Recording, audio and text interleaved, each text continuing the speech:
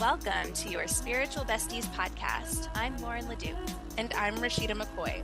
We're here to laugh, cry, learn, and connect with you.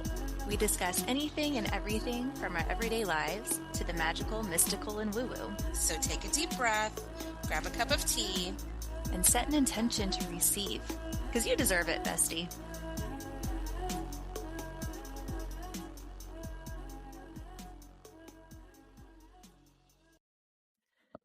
Hi, Rashida. And how are you today? I'm good. I'm still wearing my pajamas. I mean, that's fine. It's only 11 o'clock where you are. Yeah. I have some cute jammies too, so I don't mind wearing them, and I don't know, feeling cozy.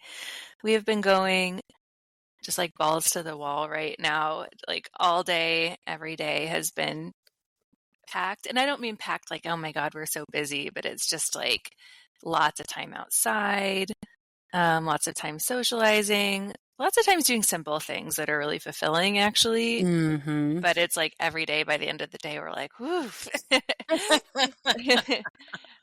So today we're getting ready to go on vacation and kind of sticking around the house to do things that we need to do around here. So hence the jammies. Gemma's naked. Not that that's anything new. No, but it's kind of nice just to hang home because summertime hits and we just want to be enjoying. Yeah. Yes. That's kind of our jam too. Mondays are like recuperation days where we don't typically go anywhere. And then, Tuesdays are like I'm going to get my little like work stuff done. And then Wednesday through like Sunday, we're gone. We're just doing things. We have season passes to the amusement park here. Took Miles for the first time. Oh boy, Lauren. He's not even 2 yet, and he is all about an amusement park. Aw. It's so cute. It's amazing. And yeah, we do our library stuff, and we're outside in the mornings and the afternoons. I definitely try to like break our day up. So like first thing in the morning, not first thing because I'm not really a morning person, but mid-morning we're like outside hanging out. The kids are playing in the sand, and then the second half of the day we're outside. That's either when we're going somewhere or we're just kind of hanging out in the yard. And it just feels really good to just be outside most of the day. And I think it just makes me have so much more appreciation for the roof over my head, Yeah. the place that I can come back to and I can just spend time and just relax, and I'm protected from the elements, and where my family can rest and recuperate. So yeah, it just fills me up with so much love when I think about it that way. Well, speaking of love, we're going to be talking about the heart chakra today, and we have this series going on of episodes, and you can go back and listen to the previous 3. But we're talking about being in a funk, so that might mean feeling off, that might mean feeling a little depressed, unaligned, I guess we can say. Mm-hmm. And we've gone through each chakra so far from the root up, and today we're at the heart, talking about ways that we can bring some balance and energy into these centers so that we can feel more aligned. So I definitely recommend, if you're in a pretty tough place, to go back and listen to the first episode on the root, because that is all about like the basics. Like, okay, you need to feed yourself, you need to drink water, you need to move your body, like the reminders that sometimes we need when it's especially hard to do those basic self-care things. And then as the chakras go, we kind of get lighter and lighter as we go up. And as I was brainstorming things for today's episode, I realized that there are just so many ways to tap into the heart to feel better. But sometimes I think it is hard to get there when things are particularly tough. So going lower is going to be really helpful. But I'd say like don't stop the episode and go back. Listen to today's too, because you still might get something out of it. Even if you're not in a funk right now, these are still just great things to do in general to keep yourself aligned. So I'm interested to hear what you have to say. I know I have a few things to share. Some of them are really, really simple. But yeah, and I'll also share, I think I said this earlier this year, but I've been kind of a little bit in a funk this year, and I do truly feel like I'm starting to move out of it right now. So talking about this topic today and these strategies really feel good for me, and they feel like where I'm at right now. So I've kind of worked my way from the bottom up as well, and it's taken time. I'll also say if you're in a really bad place, like please go seek help. We're here to offer some spiritual guidance and some like folky wisdom, but of course there are professionals out there who can also help in a big way. And I definitely love therapy for when I'm seeking to feel better and can't DIY it, Yes, for sure. I mean, I think that's such a huge thing that no one really talks about. Sometimes, in our world, we know a lot of coaches. We're coaches ourselves, but as knowledgeable as we are, like it doesn't beat having that professional therapist to really help you move through things. So, Lauren, Absolutely. why don't we start with you, and we'll come back to me. Yeah. The first one I'll share is hugs. So when we think about this area of the heart, and different, I guess when it comes to the areas of the body that it corresponds with, we think about the actual heart, we think about the chest, the lungs, and also the arms and the hands. So hugs, you're really connecting heart to heart with somebody else. And sometimes hugs can say so much more than words can. And I like to, give my daughter long hugs, but especially if I know like my husband's had a hard day or I'm having a hard day, or maybe even we're having a hard time, like really communicating well, I'll make sure that we get just a nice long hug in, because there's just there's like an understanding underneath it and an energetic exchange that maybe can't be done through words. Yeah, what I really like about this is it reminds me of so in my household, like we loved each other, right? But we weren't really like affectionate. We weren't really like, we didn't say I love you, or we didn't, I mean, like my mom would say it occasionally, but it wasn't like a thing that we did. So in my adult life, when I started like giving and or getting hugs, it felt awkward at first. But it was only because of what my mind thought like a hug should be, or like how long is too long type of situation. And now, like nowadays, like I lean into hugs. Like I literally feel this like emotional release sometimes when I am physically being held. I'm physically like tapping into someone else's heart space as well, knowing that I too am loved. So I love this so much, Lauren, because this really is like something so simple that we don't think about that can really drop us back into our hearts. Yeah, absolutely. I grew up with an affectionate family, but I've always been a little less like touchy. Okay. Although I'm being touched constantly now. No more for you. Yeah. And so I'll add that it's really nice to say, can I give you a hug to somebody? Because then you get consent, which is nice. And I say this because, I've definitely been in some circles before with people who are really affectionate and open, and I'll say like hippies. And the long hippie hug. Yes, where it does truly become like really awkward. Like it's like I mean, we're over 60 seconds in this thing. I know. But if you try to pull away, have you ever tried to pull away before? And you're not. You can't. It's like the pat on the back.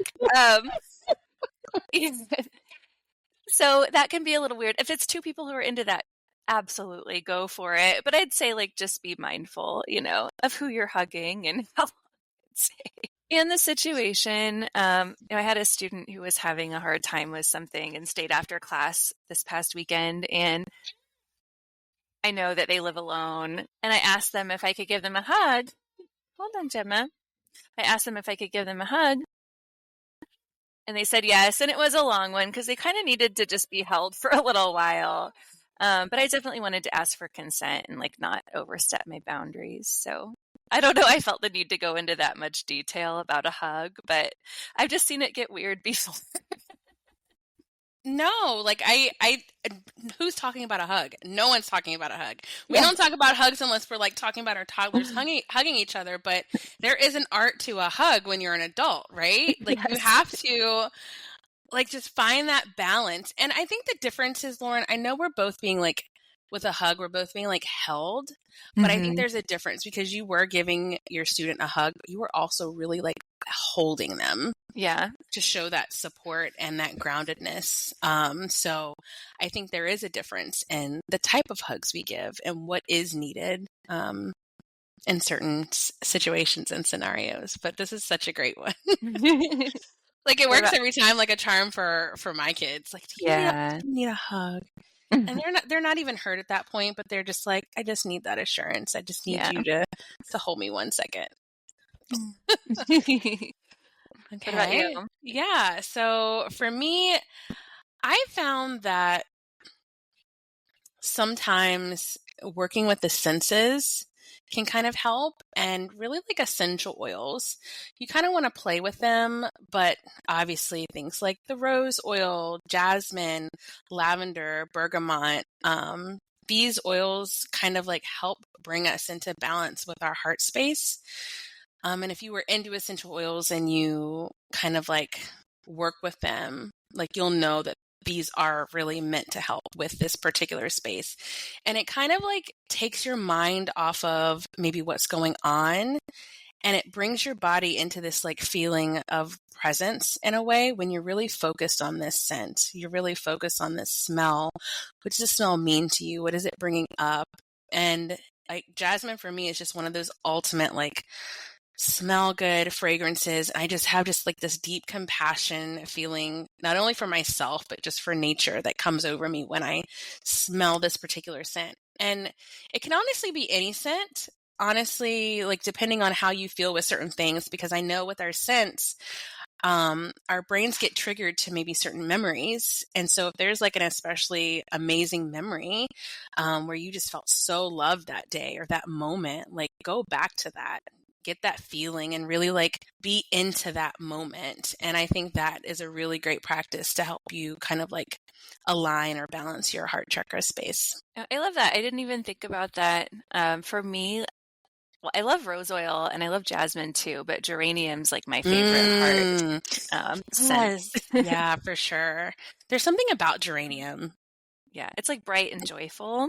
Yeah. And rose is a little more like sultry, like sensual, romantic. Yeah. Same with jasmine. Sensual. Yes. But geranium is just like a real happy scent to me, kind of bright and citrusy. So I love that. And also just extended from that, like flowers can be such a wonderful thing. Like buy yourself some flowers or go on a walk and spend time with some flowers, or give some to somebody else. There's just something about them that's so beautiful and so heart connected. It really is. I don't know. I think we get reminded, like, especially with flowers, and in a way, like some flowers are very fleeting, but like when they pop, they're just so gorgeous and so beautiful. Like it's almost hard for your heart not to just open wide at that. You know, when you're really taking that in, when you're really taking like the fact in that this plant, this bloom, this blossom is only here for a short moment, and I get to like experience this. You know, I get to enjoy this and really just, and I'm noticing like a lot of the things that we're talking about is leading us back to presence. But yeah, I love flowers. And even like, you don't have to spend like $25 on a bouquet at a grocery store or a florist. Like you can go out in your yard. Like my grandmother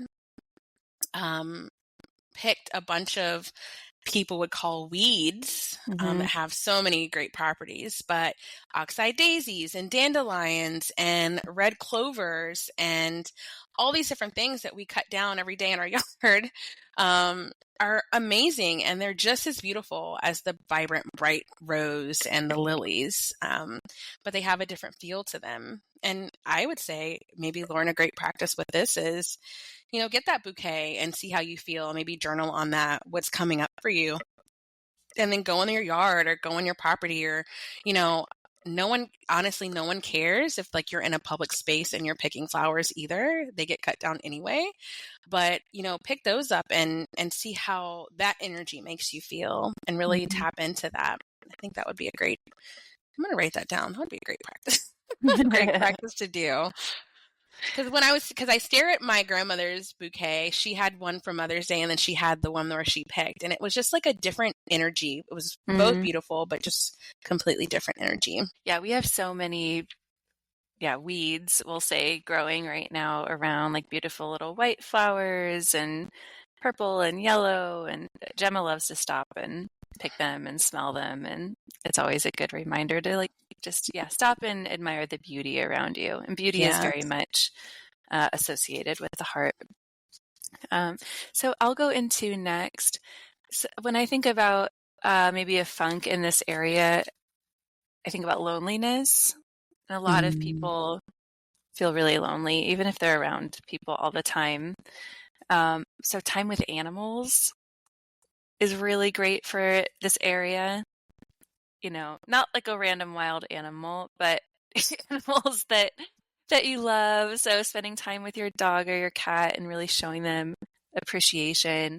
And that might mean wild animals too. I was just kind of making a joke, like don't go pet a mountain lion or something like that. But bear. Yeah, Gemma's always like, can I? I'll be like, oh look, ducks. Oh, can I touch it? I'm like, no, we don't touch wild animals. Although she was touching a turtle yesterday. But yeah, you were touching a turtle. But I've talked about this on the pod before. I have a clear bird feeder up on my window, so being able to look at birds as they come by and eat. We love going on rides in our neighborhood, like at dusk, and there's deer. There's something just really calming and connecting about that. No, I agree.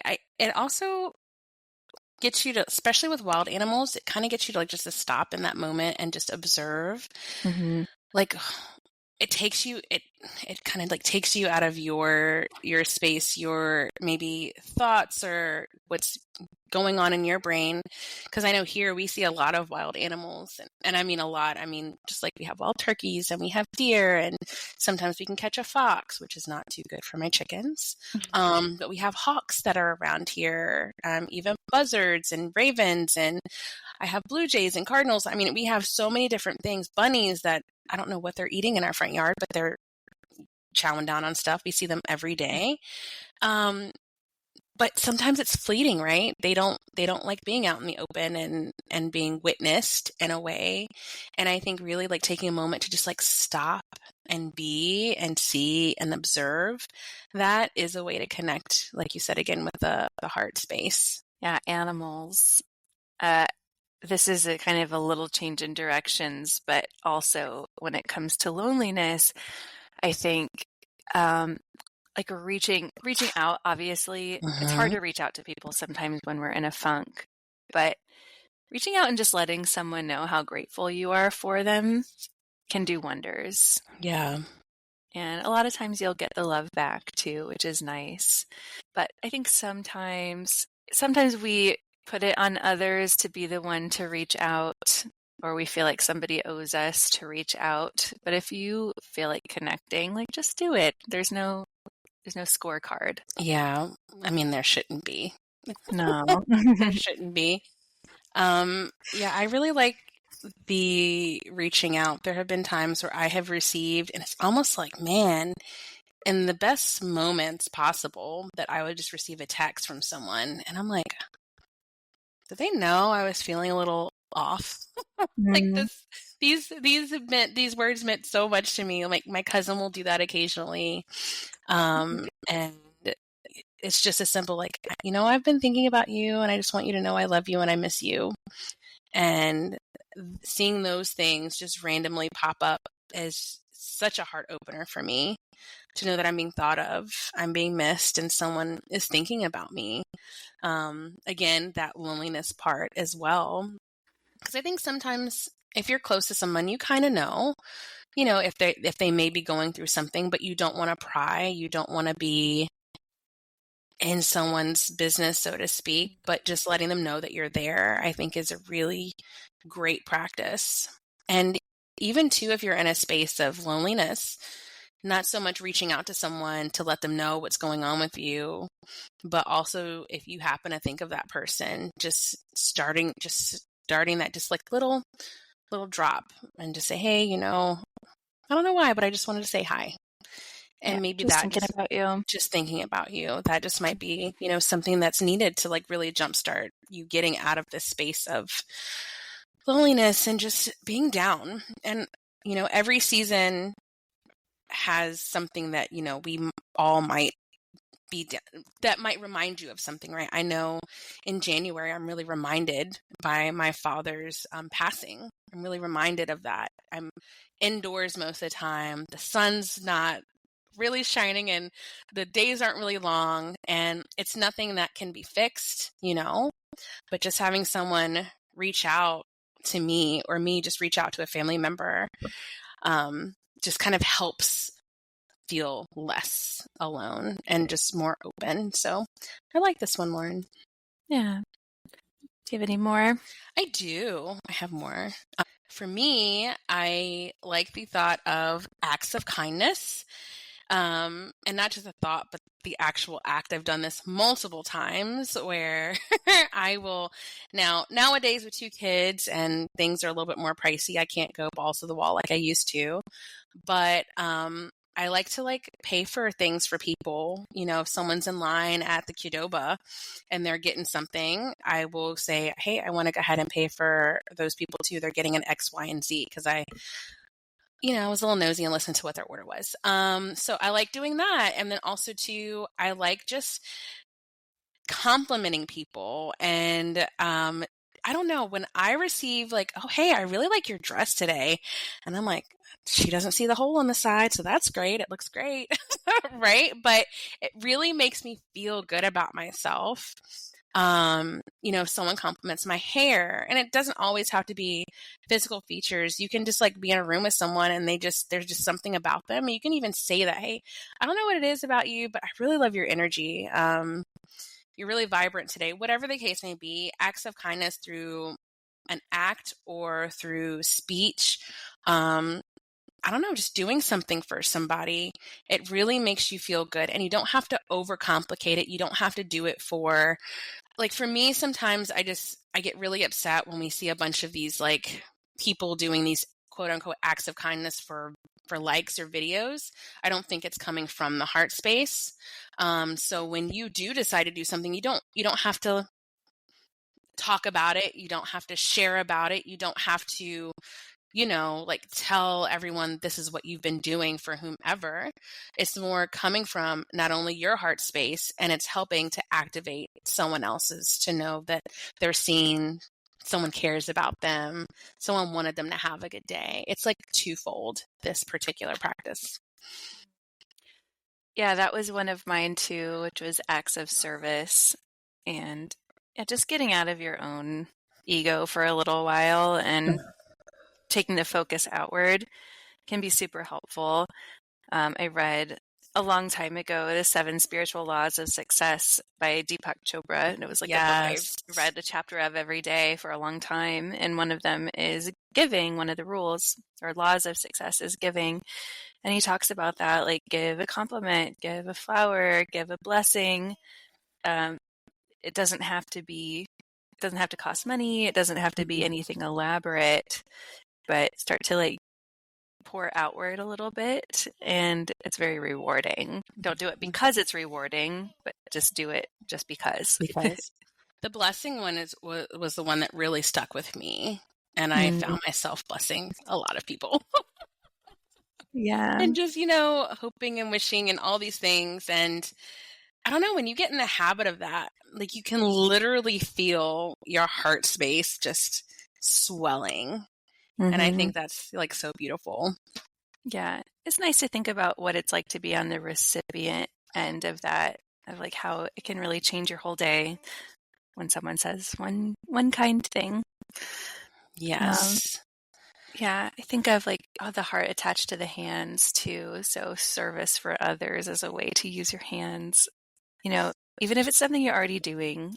Like in that period of time where I was reading that book, I was a barista. So, it made me more mindful of like the drink I was making. And I'm like, I'm making this for someone else. And it's because they want to add some pleasure to their day. And like, I might as well be like conscious of that and putting good energy into it. So you don't even really have to change what you're doing. It's more just the approach. I love that so much. I don't know if we talked about this before, but I mean, and you can probably share like heart healthy foods, or heart opening foods too, which is one of the things as well. But when you think about service, I feel like sometimes you can tangibly tell if someone cares enough about what they're doing, because our energetic signature is super powerful. If you go to not saying that a fast food restaurant isn't, if you like to eat there, it's not good, but I know sometimes like the food might not feel as good in your body. Depending on the fast food restaurant, let's talk about like a Chick-fil-A. I know when I've gone to Chick-fil-A, I don't know, there's just something about Chick-fil-A. It's something about their energy. The people genuinely seem like they want to be there. They genuinely seem like they're having a good time. Even when you sit down to eat at a restaurant, I've had 2 instances where I've gone to a restaurant with my husband, and we had a really great experience with one, with the food, and not so great with the other. And I really think it boils down to like intention and what you're doing. So if you are in a place of service for others, really being mindful and thoughtful of what you're doing. I know all the time when I'm giving a client a massage, I ensure that I am focused on my client and what they're doing and how their body is responding. And I physically see, or I am physically pouring love and positive energy into them as I am working through their muscles, as I am working on different parts of their body. Sometimes I'll just sit and just lay hands, and I feel this energy, or I'm imagining this energy coming from my heart space through my hands onto them to, give healing and support and love. And I don't know, when you think about energetics and different things like that, it is happening.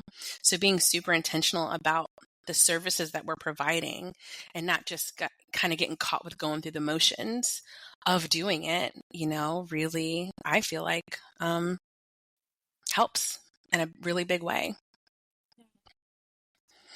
Well, I feel like I could go on with this subject, but I was trying to keep it short today. So I'll wrap it up with one more for me, Okay. which is tuning into the breath, whether it's through pranayama or formal breath work, or just like a big sigh or a deep breath. It's a really good way to recenter, recalibrate, slow down. And the lungs are associated with the heart. So really just big deep breath, letting your belly and ribs and chest expand as you inhale, letting it all out as you exhale can make such a difference in the day. And it's absolutely free. All you have to do is be conscious of it. And it's just one of those things, I feel like part of what we're talking about today is just not taking things for granted, and it's easy to take the breath for granted. It is our constant companion through life, as well as the beat of our heart. And yet it provides, life, and it provides this like symbiotic relationship with the environment around us. We are creating carbon dioxide for the plants, and they're creating oxygen for us. And it happens that way our entire life. It's a beautiful thing to think about. It's, we're not just taking in air, we're taking in like the environment around us. We share our air with everybody. It's free. You can't contain it necessarily. I mean, you could put air in a container, but you know what I mean? Like, yes. Obviously we share air. There wouldn't be things like pandemics and flus and things like that going on. But, it's kind of one of those things where you sit back and think about it. It's like, wow, this is amazing. And it's amazing that by controlling my breath, I can control my energy. And that's what pranayama is. Yeah. I love that. My last one, and you'll probably jump on this too, because you'll probably know which one it is. I was thinking of affirmations and mantras as just like a simple practice you can do in the morning if you're really trying to connect in with your breath as well. I am open to receiving and giving love. I am compassionate and kind. My heart is balanced and aligned. And then you also have your mantra. And Lauren, what is the mantra for the heart? Oh, like the seed mantra? Mm-hmm. It's yum. Okay. And I think you could just repeat that over and over. Yeah. So it's YAM. It looks like yam, but you pronounce it yum, like yummy. And you say it like om. So just nice long yums. And as you do that, you focus in on the heart and just imagine it expanding. And it's a beautiful thing. We haven't mentioned the seed mantras for the other ones, but that one I particularly like because it's yum. Yum. Amazing. Well, this was a yummy episode, I think. And besties, I hope that you enjoyed these little tips and practices for balancing and aligning with your heart space. We all get in a funk. We all kind of have these moments in time where we just need a little oomph to get out. That's part of our human experience. That's part of being in these meat suits, as people say. So I hope these tips are helpful for you, and we'll see you next time. Thanks, Rashida. Thanks, besties. Bye. Thank you so much for joining us for this incredible episode. If you loved it, don't forget to subscribe, leave a review, and tell all your besties about us. You can also connect with us on Instagram at Your Spiritual Besties Podcast, and be sure to say hello and share your thoughts about the episode. Love you, bestie. Talk soon.